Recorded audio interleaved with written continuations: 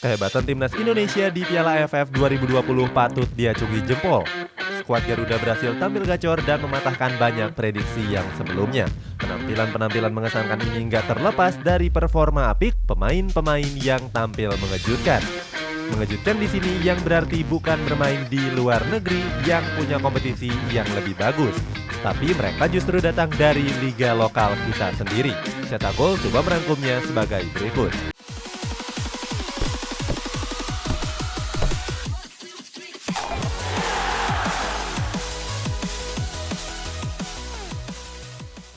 Alfeandra Dewangga.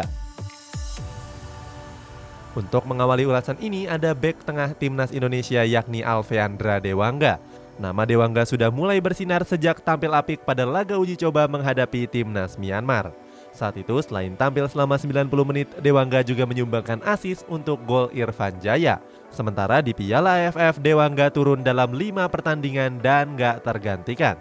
Sebelumnya Dewangga juga menyumbangkan assist pada laga melawan Laos. Berkat penampilan impresifnya, Dewangga tergabung dalam jajaran bek terbaik fase grup Piala AFF. Dalam urusan polling, Dewangga bahkan unggul dari 5 bek tangguh lainnya. Dewangga menempati peringkat pertama dengan perolehan 52,16% suara. Sementara itu di tempat kedua ada bek Vietnam Quang Ngoc Hai yang meraih 45,53% suara. Pada laga terbaru menghadapi Singapura, Dewangga juga tampil solid di lini pertahanan skuad Garuda.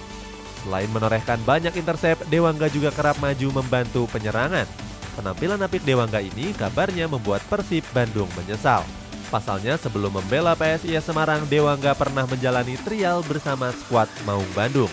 Sayangnya saat itu Dewangga nggak masuk kriteria sang pelatih Robert Rene Albert. Dewangga justru kalah bersaing dengan pemain muda lain seperti Syafril Lestaluhu dan Beckham Putra. Pratama Arhan. Berikutnya ada pemain yang mengawal pos bek kiri yakni Pratama Arhan. Rekan Dewangga di PSIS Semarang ini sudah memperkuat timnas Indonesia sejak bulan Mei yang lalu. Saat itu Arhan tampil selama 90 menit dalam laga uji coba menghadapi Oman.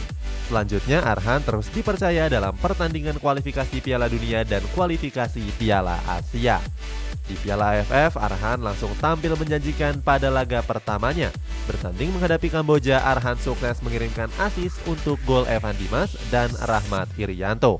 Nama Arhan semakin bersinar setelah mencetak 1 gol cantik ke gawang Malaysia.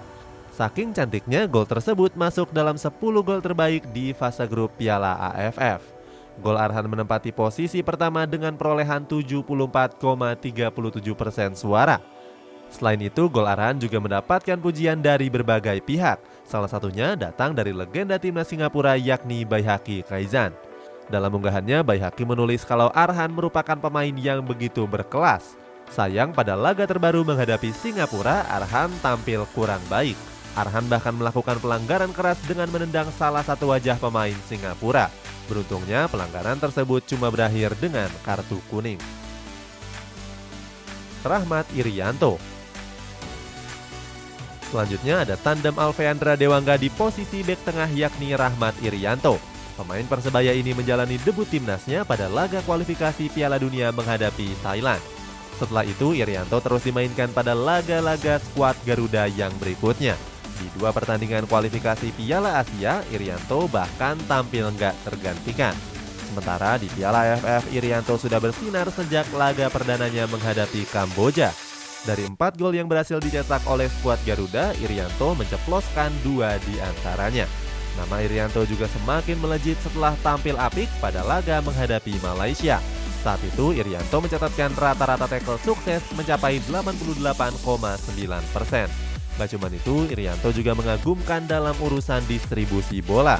Tercatat Irianto mengirimkan umpan ke area pertahanan lawan dengan presentase mencapai 78,2%.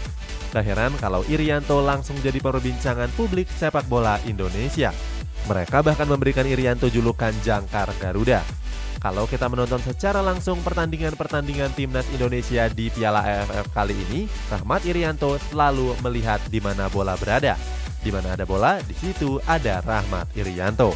Pada laga terbaru menghadapi Singapura, Irianto sebenarnya tampil bagus.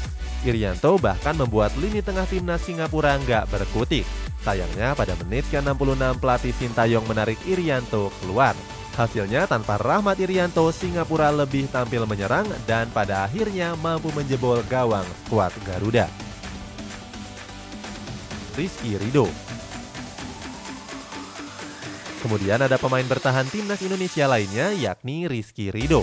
Pemain Persebaya Surabaya ini menjalani debut timnasnya pada laga uji coba menghadapi Oman.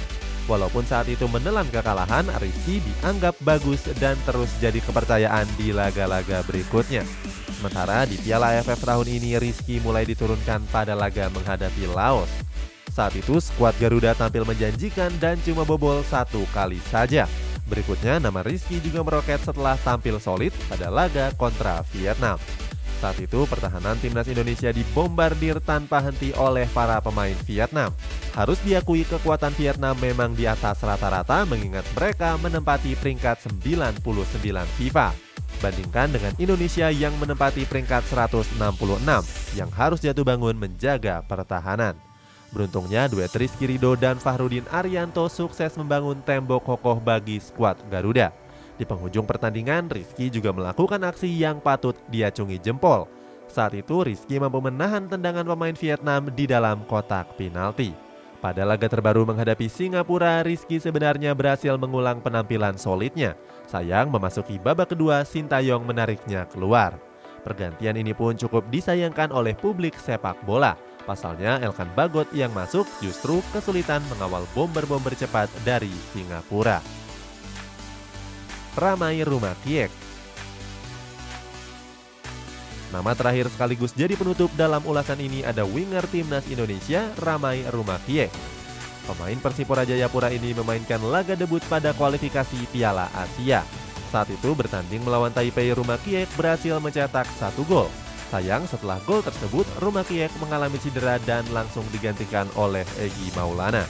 Di Piala AFF tahun ini, Rumakiek langsung bersinar setelah jadi super sub pada laga menghadapi Kamboja. Saat itu, Rumakiek diturunkan pada menit ke-46 menggantikan Irfan Jaya. 8 menit setelahnya, Rumakiek berhasil meneruskan umpan dari Ricky Kambuaya dan menjebol gawang Kamboja.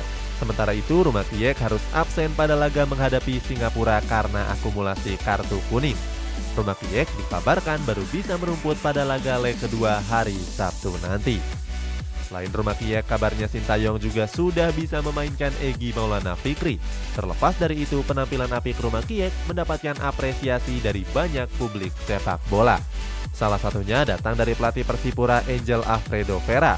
Dalam jumpa pers pada laga Persipura menghadapi PSIS, Alfredo Vera menyebut kalau Rumakiek tampil sangat bagus. Alfredo Vera juga berharap kalau Rumakiek bisa tetap fokus mendapatkan pengalaman yang lebih banyak dan berkontribusi besar untuk skuad Garuda. Itulah sejumlah pemain timnas Indonesia yang berusia muda yang tiba-tiba hebat di Piala AFF tahun ini. Sebelumnya, nama-nama mereka kurang begitu dikenal oleh publik sepak bola secara luas. Bisa dibilang mereka ini adalah pemain timnas Indonesia generasi baru yang sangat bekerja keras untuk membawa timnas ke prestasi yang tertinggi. Bagaimanakah pendapatmu? Siapakah yang tampil paling dominan dan paling berkontribusi? Coba tulis pendapatmu di kolom komentar di bawah ini.